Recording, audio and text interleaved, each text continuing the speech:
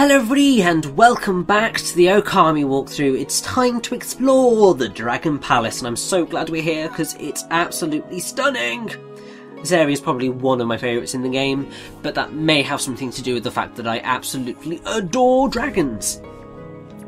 Now, seeing as we're here, I should probably leap straight into the information because we've only got a limited amount of time in the Dragon Palace and we're also going to get quite a lot of plot. So, due to the sheer volume of the scenario, they had to make many alterations on the fly. Until about midway through development, the Dragon Palace was deeply involved in the main storyline, and Otohime, who we've been told about but we haven't met yet, was going to be a child character. That has since been changed, and I suppose I'm quite happy with the change, to be honest. When we eventually get inside, you'll notice, or should notice, that the structure of the Dragon Palace is actually a recycled Sasa Sanctuary. That is basically how they dealt with issues of the sheer volume of work versus the limited amount of time they had to deal with them in. Even something that we're going to come across in the next part is also a mirror of an earlier area. Now, when we do get inside as well, you might notice that the Dragon Palace has the ultimate security system in the form of a giant squirrel shell. Every now and then, they got the opportunity to hit the world of Ōkami straight on with something outlandishly larger than life and crazy ideas. And I believe this in particular is what it's referring to. But the thing is that they did have to drop quite a few ideas from the Dragon Palace.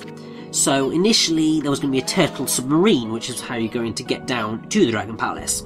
It was supposed to be that the old turtle lady would grant you access to the submarine after you save her from the Ryushima Coast bullies. Unfortunately, that whole scenario and idea had to be cut due to issues with the rest of the scenario of the game. It was also going to appear make its first appearance much earlier in Ōkami. It's technically the same episode it is in, but obviously this was meant to happen a lot earlier. Truth be told, this was also when Issun was initially planned to make his first appearance. The Uminari 5, Momotaro, Urashima, Otohime, Issun and Amatersau, was thus formed and ready to lay siege to something that we haven't been introduced to yet. They really liked this whole episode and were rather disappointed when it got cut, which is understandable because that sounds like a complete and utter badass thing to do.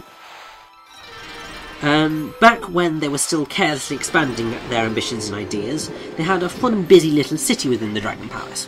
Ōkami was the first adventure game that this particular person had ever participated in, so the development strategy was basically to feel around blindly in the dark. The one thing that they feared most was for the gameplay to be bland and empty, so they wanted to make sure that they gave it a lot of volume. And last but not least, I think it was also going to be a lot bigger, so a general view of the Dragon Palace is what the picture is.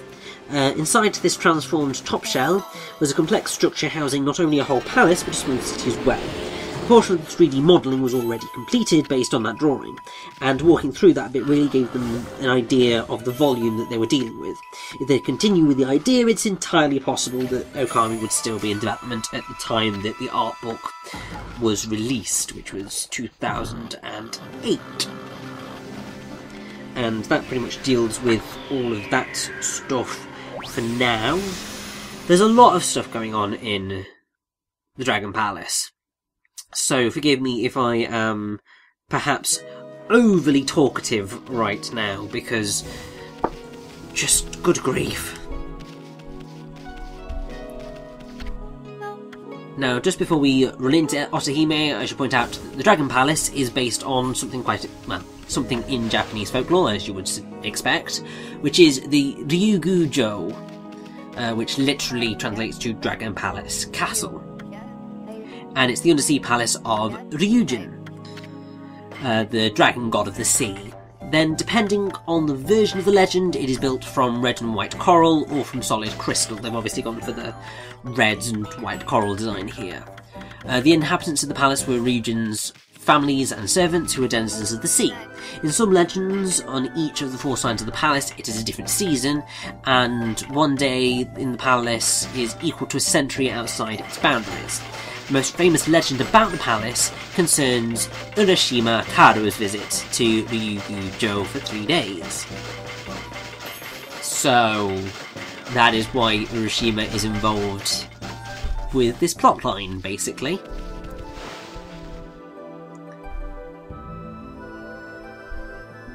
And now, I believe we have covered everything that we need to. Okay, no, we need to have a little visit to this side. There's one kind of semi-big thing that we need to do here, which is going to be very, very useful to us. But this room is kind of pointless other than a little bit of backstory, a little bit of flavour text, and that chest. Also, I really like that he's just got an octopus sitting on his shoulder. Kind of adorable, and... oh, there's a crab. Now I think most people would probably never go to that room at all. I mean, it's hardly surprising. I mean, why would you? The game pretty much tells you to go straight to Otohime. But... And here we go! It's time to actually meet Otohime. And I can tell where this is going quite nicely.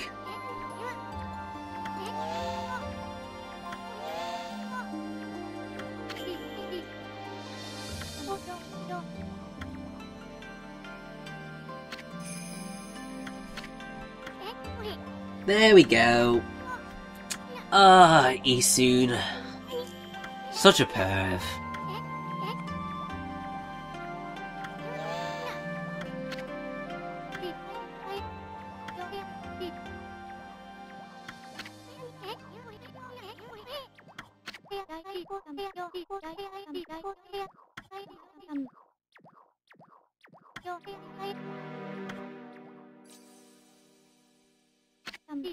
And so we now get plot.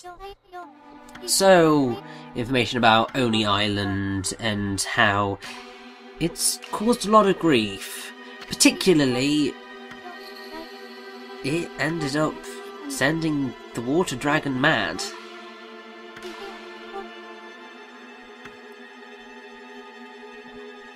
And that's what we're going to have to try and deal with.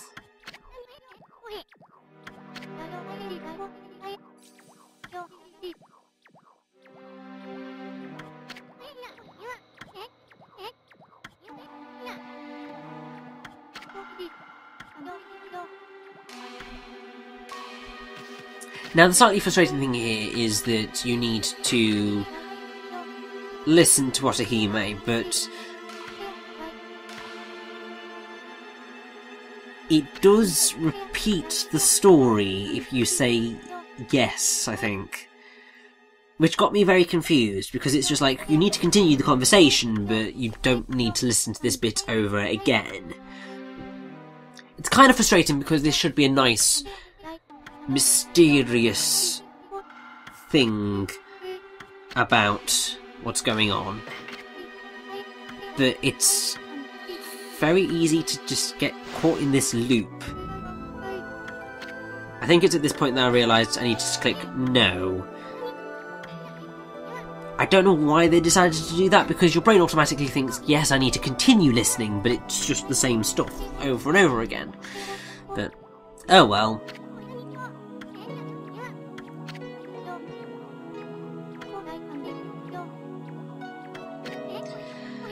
But of course it's up to us to have to deal with the water dragon. It's the only way these things go, really.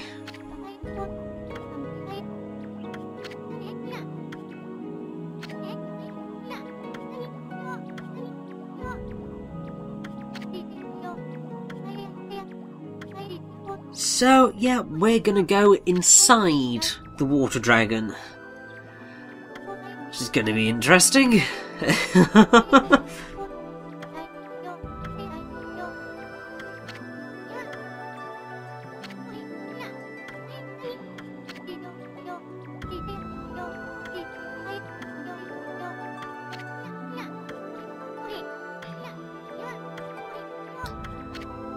of course we're going to help out Otohime. I mean, why wouldn't we?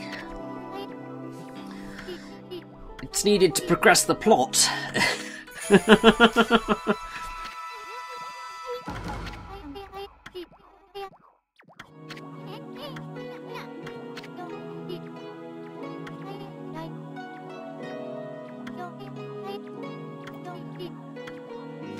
And I believe that is that. So we need to go and find the Dragon Orb, and then all will be good with the world. So now is a reasonable time, I suppose, to talk about Otohime. So her name literally means Princess Oto.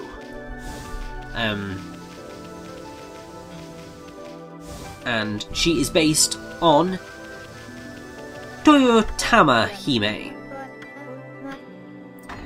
who is a goddess in Japanese mythology, and specifically the daughter of Ryujin, who is the god of the sea. They do change things ever so slightly for Ōkami, but still. Now, her myth is that Toyotama first met the hunter-turned-fisherman Hori, a descendant to the sun goddess Amaterasu, when he was trying to find his brother's lost fishing hook beneath the waves. It is there he encountered Toyotama, who sought her father's permission to assist him on this task. Shortly afterwards, the two both fell in love, and soon enough the two got married and spent years together under the ocean. Eventually, Hori began to yearn for the surface world.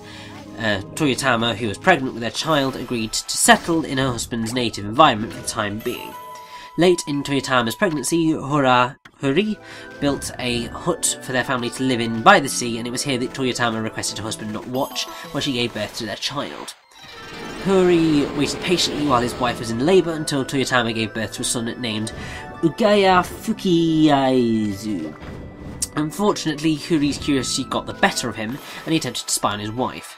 To his surprise, however, rather than seeing his wife as he knew her, he witnessed an enormous wani, which is a dragon, cradling his child. One of Nihongi's versions claims that she was a dragon, Tatsu. This creature was none other than his beloved Toyotama, who had shapeshifted to give birth. After catching her husband spying on her, she was utterly ashamed that her husband broke his promise. Unable to forgive Hori, she abandoned both him and their child by returning to the sea. Following her departure, she sent her younger sister, Tamayori, to help raise the child in her absence. As Agaya Fukiaezu grew of age, he married his aunt and eventually conceived a child, Jimmu, who became the first emperor of Japan. Now, the wani is specifically a dragon or sea monster in Japanese mythology.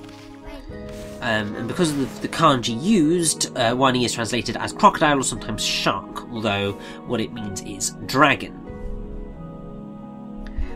And now we are about to enter another digging minigame. I think it may actually be one of the last, if not the last. And we have a wonderful bunch of dancers, who I have some small information about. So, the obese one is the leader, and instead of her breasts bouncing, her belly jiggles. She gets purple, the sexiest colour. On a personal note, the girl in blue is my type, so I'm assuming that is Hideki Kamiya speaking, because only Hideki Kamiya would say stuff like that. Although it might not be, anyway. So the guard soldiers, since the Dragon Palace is populated solely by females, half the characters are sexy, and the other half are more masculine. Because of the ocean scene theme, they put shells, sea anemones, and the like upon their heads. And as we do this digging minigame, which is actually quite a challenge, because you've got to work your way all the way up to the top, and then work your way all the way back down. I've got a bit of information about Otohime's design. Although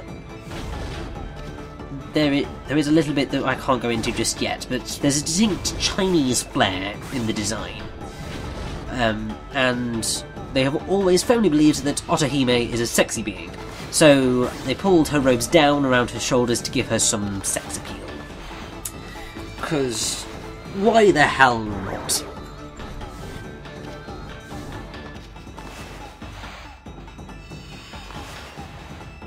Now, yeah, this went surprisingly okay, all things considered. It's one of the more difficult ones, but as long as you kind of do a little bit of fancy footwork, you should be able to get up alright, and then once you're up, it's just a case of some masterful digging. But I do really like that this is one where you have to dig up before you can dig down, because it does end up being really unique, and unique is always good in my book.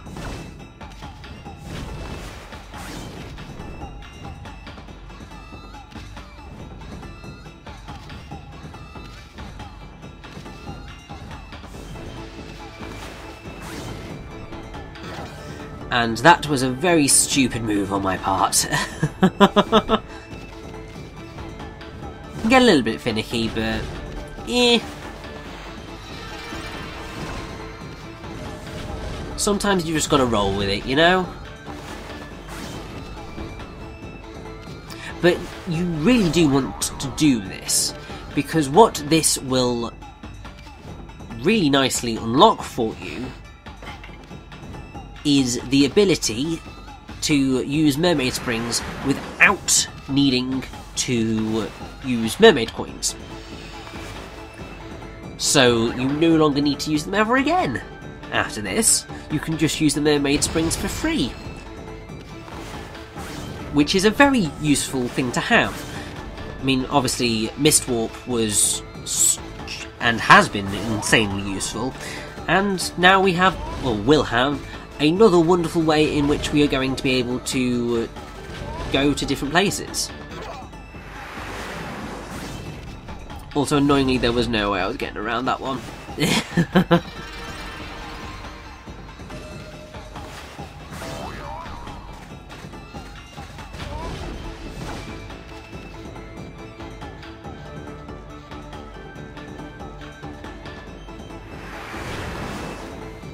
But yeah, you can see I don't like waiting that much, so I kind of do get screwed over ever so slightly throughout this particular thing, just because I'm just like, I want to go, but I can't go. So it's just like, okay.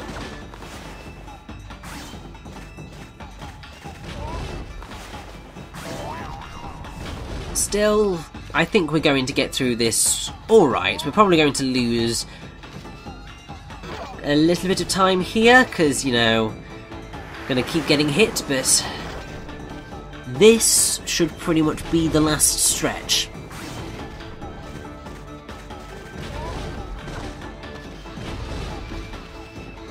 And then we are done, and we are actually going to be able to go inside the water dragon after this.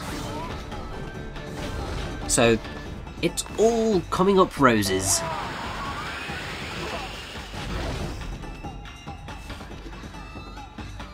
Just need to make just that little bit further. We're nearly there.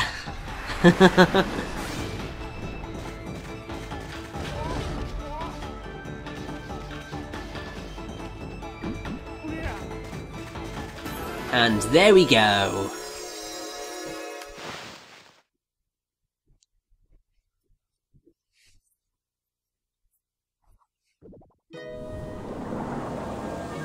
The Mermaid Spring in the Dragon Palace is restored.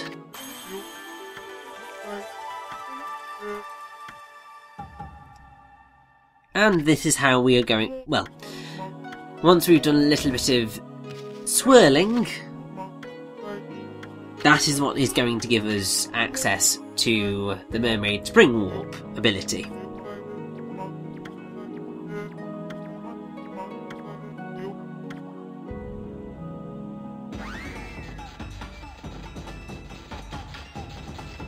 Also, I have no idea how that lady is running as fast as she is, but okay, whatever works.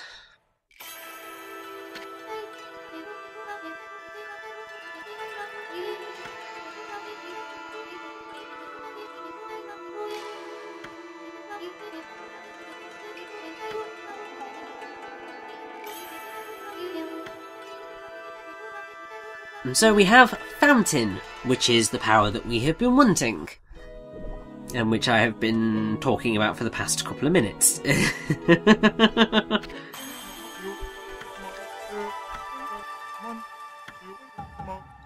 I love the fact that it's called Swirly Whirly and Swirling Spring. It's quite fun.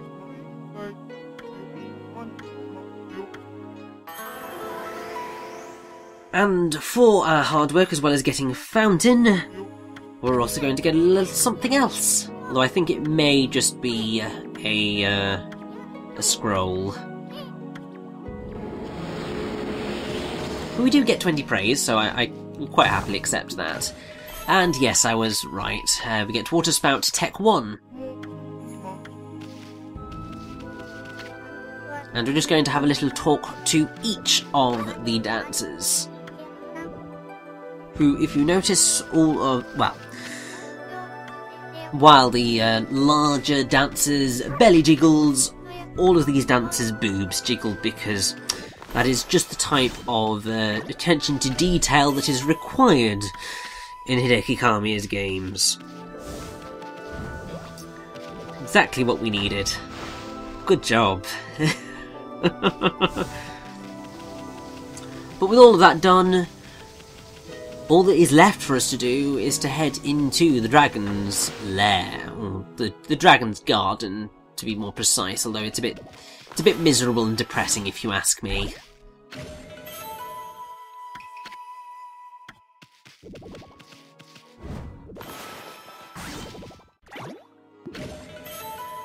Still, I believe we have got everything, and or not just yet, there's the last bit. Which is a stray bee, so I'm very glad that I did go up there to get that. But there is the mouth of the water dragon. All that's left to do is to go into the belly of the beast. So I think we're going to have to do it, aren't we?